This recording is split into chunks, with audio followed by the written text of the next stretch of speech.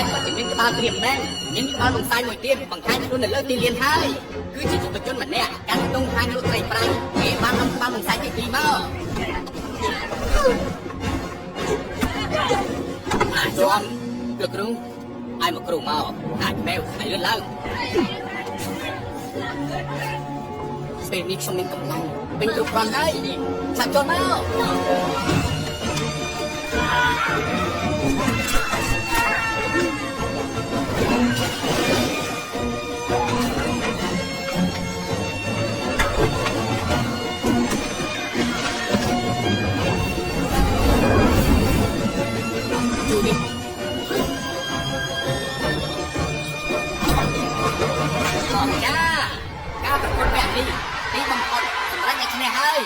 សូមបេក្ខភាព4រូបបង្ហាញមុខជនទស្សនិកជន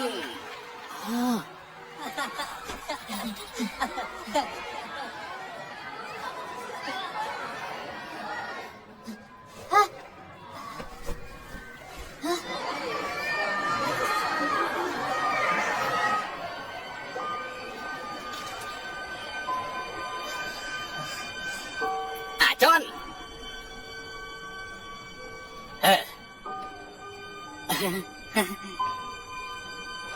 លោកគ្រូសុំទោសដែលមកយឺន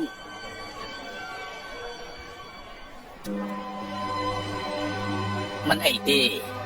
អញកាន់តែរឹងមាំហើយចន់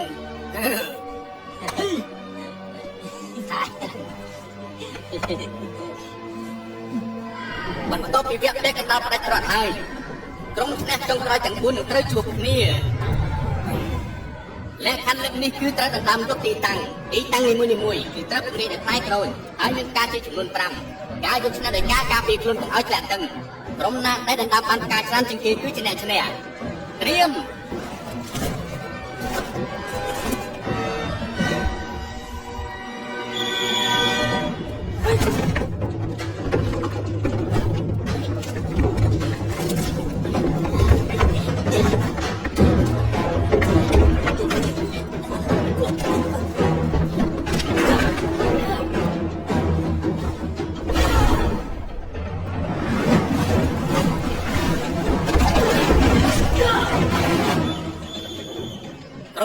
ខ្លាំងមែនយកឈ្នះបានយ៉ាងងាយតែលើកក្រុមជិនជាបានក្នុងទម្លាក់ផ្ដាច់ប្រត់មុនគេហើយ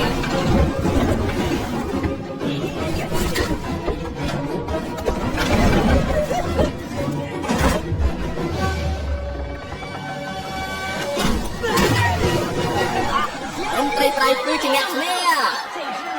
ដែលជាក្រុមមិនសូវមានអ្នកស្គាល់សោះនេះពិតជាការប្រកួតដ៏នឹកស្មានមិនដល់ពេលនេះការរំពឹងទុកបានបដូរហើយពួកគេនឹងប៉ះគ្នាជាមួយនឹងក្រុមហ៊ុននៅវគ្គផ្ដាច់ប្រត់បន្តិចទៀតនេះ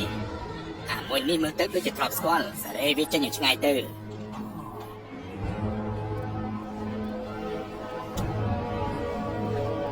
ជន់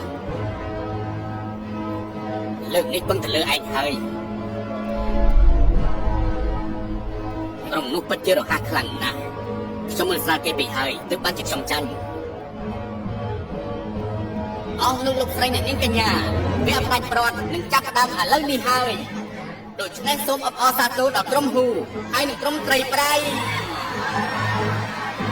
ត្រូវប្រកាសវគ្គផ្ដាច់ប្រត់នេះយើងនឹងបានឃើញក្បួនប្រពៃណីបុរាណវិញ្ញាសាបុរាណគឺត្រូវឆ្លងទៅលើតុដែលយើងមើលទៅដូចជាធម្មតាប៉ុន្តែវាពិតជាមិនទៅដូចជាធម្មតាប៉ុន្តែវាពិតជាមិនងាយស្រួលនោះទេយើងឃើញហើយថាក្រុមហ៊ូគឺពិតជាខ្លាំងក្នុងការប្រកួតនេះមើលទៅក្រុមត្រីប្រៃពិតជាពិបាកទទួលហើយដើមពួកគេបានឡើងទៅលើភ្នំទី1ហើយក្រុមត្រីប្រៃកំពុងទៅតាមពីក្រោយពួកគេប្រើល្បិចយ៉ាងរហ័សក្រុមហ៊ូបានវាយលុកមុនក្រុមត្រីប្រៃក៏បានឡើងទៅដល់ដែរពិតជាប្រកែកមែនការប្រយុទ្ធកំពុងតែតឹងតែងបាទពិតជាធ្វើបានល្អណាស់ក្រុមត្រីប្រៃពិតជាពិបាកឈ្នះហើយក្រុមត្រីប្រៃគឺវិញបានល្អណាស់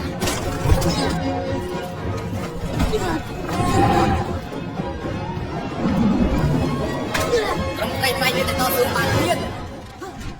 បើផ្កាយពីផ្លែទៅក្រោមពិតជាពិបាកហើយ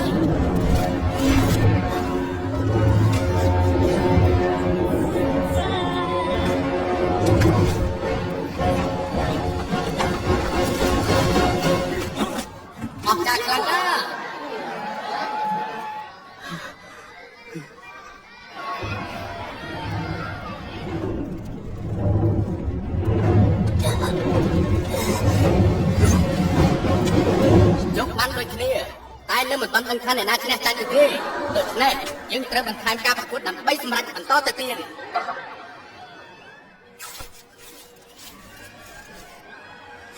ឈឺដែរទេអត់អីទេលោកគ្រូកុំបោកគ្រូសុវត្ថិភាពជាចម្បងលោកគ្រូពួកយើងត្រូវតែយកឈ្នះឲ្យបានមែនហើយវិញ្ញាសាបន្ថែមនេះគឺក្រុមទាំងពីរត្រូវតែបញ្ចេញសមត្ថភាពរៀងខ្លួនឡើងទៅកាន់មង្គលខ្ពស់បង្ហាញភាពខ្លាំងឡើងទៅទីជំនះចៅក្រមនឹងវិភាគលើបន្ទុកនៃការបញ្ចេញសមត្ថភាពក្បាច់រៀងខ្លួនឡើងទៅកាន់មង្គលខ្ពស់នឹងវិញបំផុតជាពិសេសបង្គោលខៀវដែលមានកម្ពស់16ម៉ែត្រគឺជាបង្គោលដែលខ្ពស់ជាងគេក្រុមទាំងពីរត្រូវឆ្លងកាត់គ្រប់ឧបសគ្គនៃការប្រកួតនេះមានឧបសគ្គច្រើនដែលពិតជាពិបាកក្នុងការឆ្លងកាត់ក្រុមដែលប្រកួតមុនគឺជាកំពូលជើងខ្លាំងគឺក្រុមហ៊ូចាប់ផ្ដើម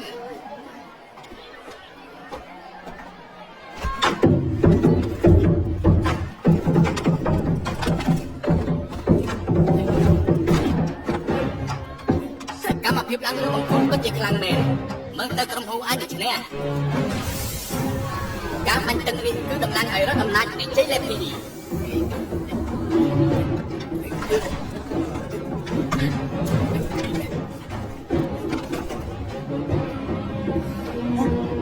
អាចន់ណាជាងឯងមិនហើយក្រុមហ៊ូឡើងដល់កំពូលហើយកំពូលចុងក្រោយនេះឈ្នះបន្តិចឆ្លងតែកំពូលខៀវមួយទៀតប៉ុណ្ណោះក្រុមហ៊ូបានឆ្លងកាត់កំពូលខៀវហើយបញ្ចេញក្បាច់ក្នុងពេលតែមួយពួកគេបានបញ្ចេញក្បាច់បានល្អខ្លាំងណាស់បន្ទុកមិនទៀតទេមើលទៅ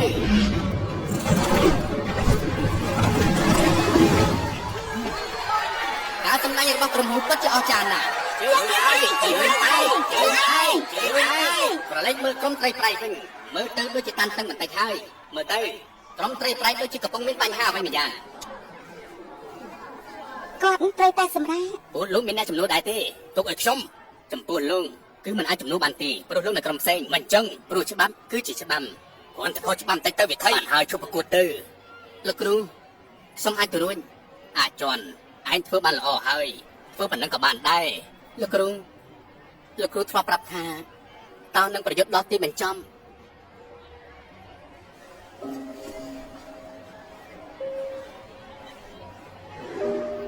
ក្រុមត្រីប្រៃសម្រាប់ចិត្តបន្តការប្រកួតបន្តទៅទៀត